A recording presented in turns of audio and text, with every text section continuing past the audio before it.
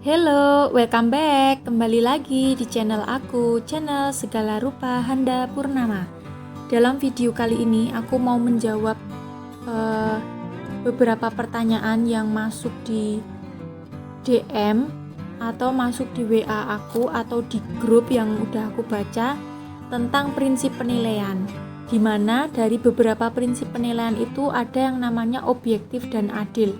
Nah, kebanyakan peserta ini bingung antara objektif dan adil. Bagaimana cara membedakan antara penilaian objektif dan adil? Nah, di sini aku akan membantu.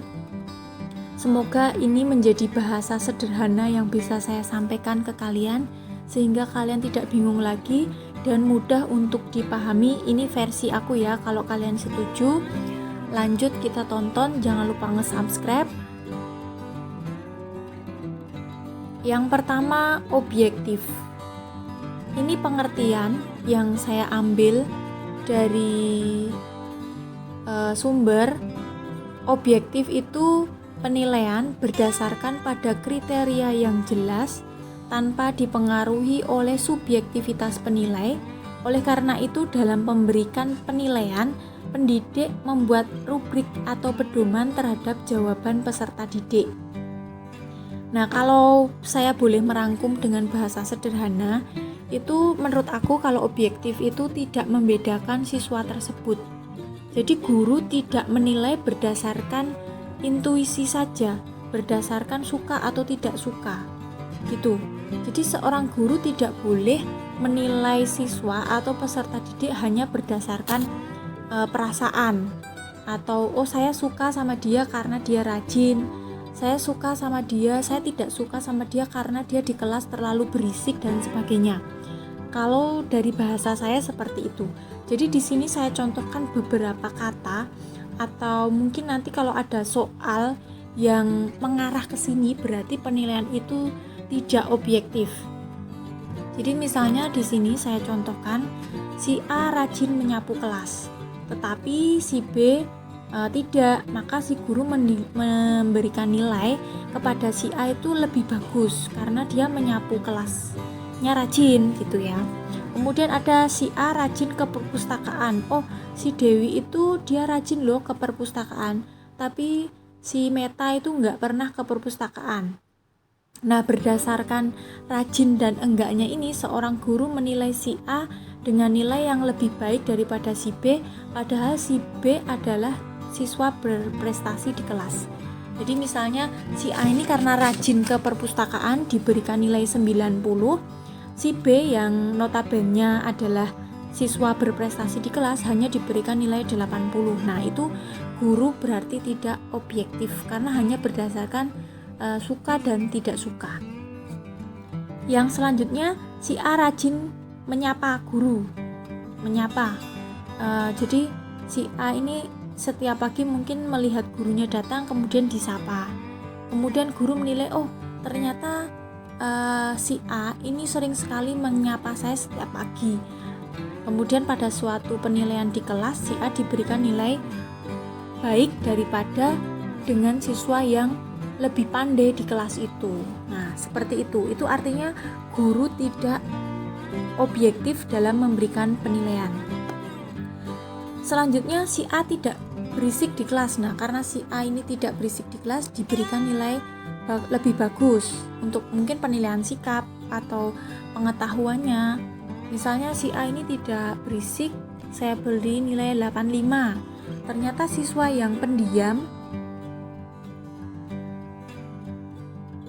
dengan yang berisik itu mempengaruhi guru dalam penilaian. Artinya guru ini menilai masih membawa subjektivitas kayak gitu ya.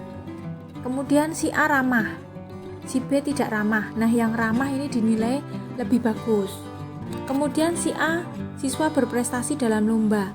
Misalnya ya, ada satu siswa di kelas itu dia merupakan siswa yang sering ikut lomba, olimpiade,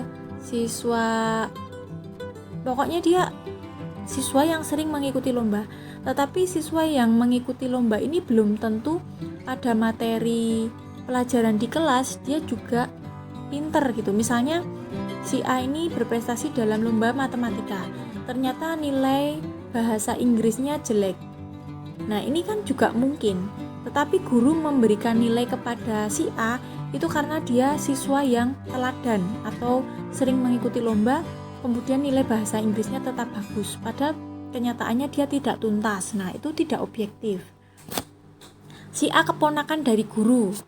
Nah, ini juga tidak objektif, hanya karena dia keponakan guru, dia mendapatkan nilai lebih bagus daripada siswa yang berprestasi di kelas.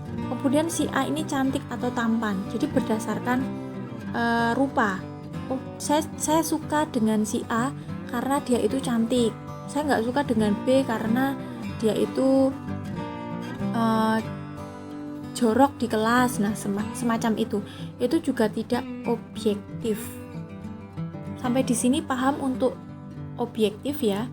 Jadi objektif menurut saya ini tidak membedakan siswa tersebut, tidak berdasarkan suka tidak suka, jangan berdasarkan intuisi atau pribadinya pendidik, tetapi harus kita nilai berdasarkan rubrik atau pedoman penilaian yang tepat.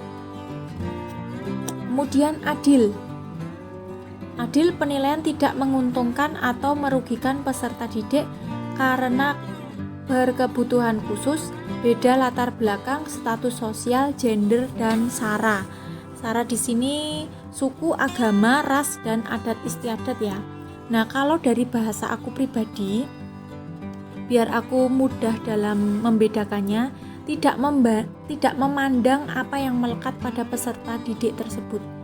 Jadi intinya tidak memandang siapa peserta didik tersebut berdasarkan SARA, gender, status sosial, latar belakang siswanya. Di sini saya contohkan beberapa kalimat atau kata yang mungkin nanti keluar di soal.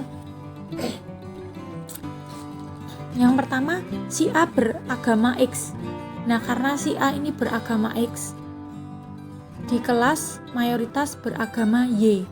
Nah, karena agama guru ini X dengan siswa yang beragama X artinya sama, maka siswa beragama X diberikan nilai lebih bagus daripada nilai siswa yang beragama Y yang notabene pinter di kelas itu.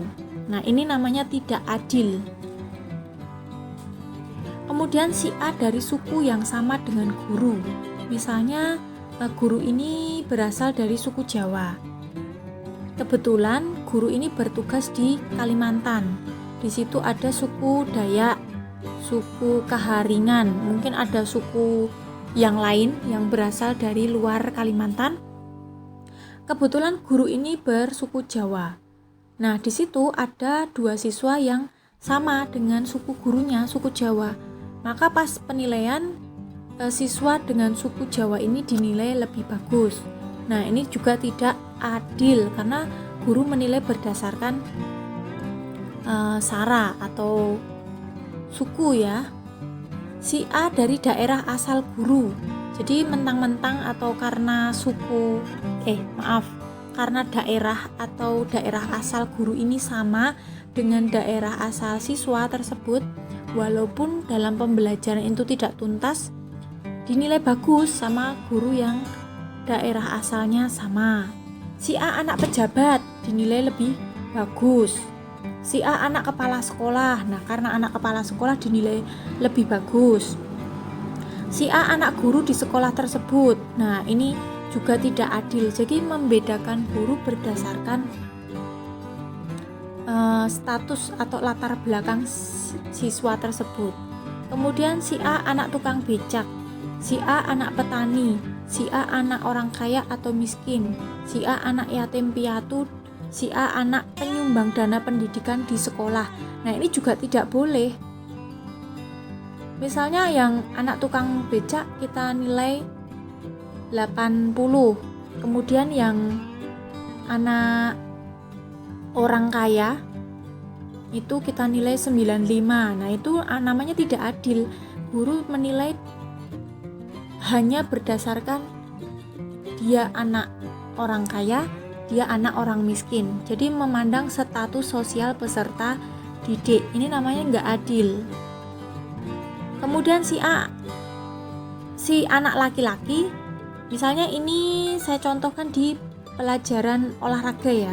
Misalnya anak laki-laki disuruh lari mengelilingi lapangan 3 kali putaran. Anak perempuan hanya 2 kali putaran saja. Ini juga tidak adil. Jadi guru menilai berdasarkan gendernya, laki-laki dan perempuan. Itu misalnya saja. Kemudian pada penilaian renang misalnya, yang laki-laki menggunakan gaya bebas, yang perempuan menggunakan gaya dada. Ini juga nggak adil. Jadi kalau penilaian seperti ini, baik laki-laki maupun perempuan harus sama-sama melakukan tes yang sama. Itu baru adil. Nah, misalnya aja kita daftar CPNS, kita kan nggak mau misalnya yang perempuan, karena mungkin perempuan itu lebih lemah. Soal CPNS-nya cuma 80, kemudian yang laki-laki soalnya 100. Nah, ini berdasarkan gender. Ini juga tidak boleh, artinya pendidik atau guru ini melakukan penilaian yang tidak adil. Sampai di sini paham? Jadi mau bagaimanapun bentuk soalnya, mau studi kasus atau biasa, kalau soal-soal itu mengarah ke memandang siswa itu tersebut berdasarkan sara, latar belakang, status sosial, gender, itu berarti dia nggak adil ya. Tetapi kalau berdasarkan kebiasaan atau kesukaan peserta didik, rajin nggak rajin, dia ramah, dia suka menyapa, dia cantik, dia keponakan guru, ini tidak objektif. Sampai di sini, semoga bermanfaat.